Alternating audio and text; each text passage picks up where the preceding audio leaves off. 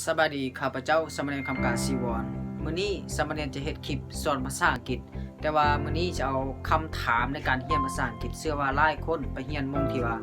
มีคนต่างประเทศอยากถามคนต่างประเทศว่าคำศัพท์นี้ใส่จังไดประโยคนี้มีความหมายแนวใดแล้วคำศัพท์นี้ไปใส่แนวใดแต่ว่ามื้อนี้สามเณรได้รวบรวมแล้วมีอยู่6คำถาม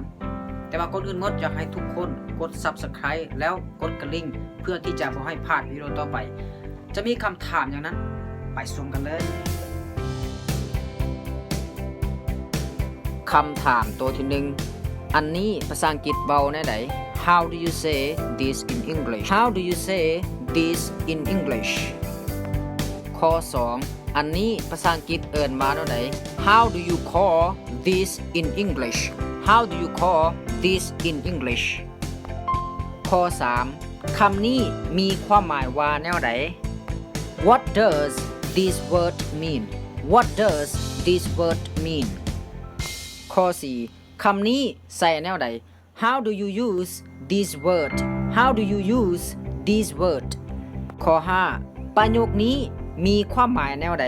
What does this sentence mean What does this sentence mean ข้อสุดท้ายแม่นข้อ6คำว่าในภาษาอังกฤษเอิ้นว่าหยัง How do you say ตอก in English ข้อนี้มีแต่เอาภาษาลาวมาตื้มใส่มงจำเม็ดในบอกกันเลยจากนั้นแล้วก็ไปถามเขาได้เลยเป็นอันใดผ่านการได้เห็นคำถาม6คำถามแล้วสามเณรว่ามันวิดีโอของสามเณรวันนี้ก็จบลงเพียงเท่านี้ถ้าว่าวิดีโอนี้มีคุณประโยชน์ให้แก่เจ้าและก็สังคมก็อย่าลืมกดไลค์และกดแชร์